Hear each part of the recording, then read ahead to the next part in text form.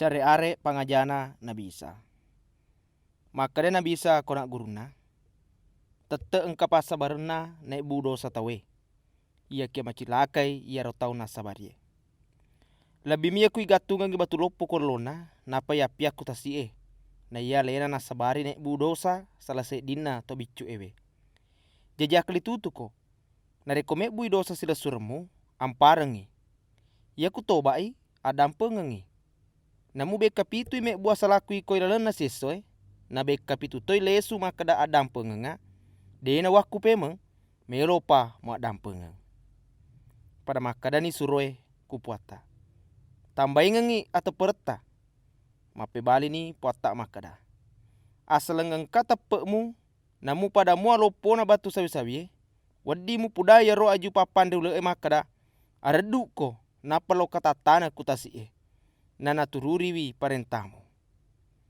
Ia kuang katamu lesu pole mapalon ritana yare gama kampi. Engkega ko lemu pudangi makada tuda ne olok mandre. Dega nasi balekan mu pudangi makada apa suleno napaka mu pasadiang ngandre. Si bawala dengi ka gang kemesoku. Pura piro napatosi komandre. Matarima kasih mukoga kwa tamu na sebab pura ni na jamana. Maku toroiko pada mana toko atai. Jadi ya kupura ni mu pegau isurangeko akadano ata biasa mi idi ipegau mi jamata. Sepuluh toka dalakeng. Waktu na joka na bisa ke Yerusalem. Lalu kui paka sesena Samaria si bawah Galilea. Waktu na melo ni tama aku sede kampung. Angkana 10 toka dalake joka kualena. Ia kia mabela-bela imondro tetto. Napa gora makada. Isa, puang, amasiki. Iritana aku na bisa. Ipudani makada. Joka nao mapitangnya lemu kuimange. Jadi pada joka ni. Na waktu na matang alaleng pada mak japa ni. Nang kanase di kolena. Waktu na nasadingi makada mak japa ni. Lesu ni paimeng. Nama lopo ni sadana pakalabi puang Allah Ta'ala. Suju ni kiolona na bisa terima kasih. Na yaro tawe to Samaria. Makutana ni na bisa makada. Dega na 10 tau puri pak japa. Dega ni loka yaro serai. Magai na yamihe to pole saliwange lesu pakalabi puang Allah Ta'ala. Na napa na pudani yaro tawe makada. Tetono napa ko joka tepekmu pasalama ko. Apole ngena akarungena Allah Ta'ala. Engka di waktu, engka to parisi makutana ku na bisa makada. Upana mailo pole akarungena Allah Ta'ala.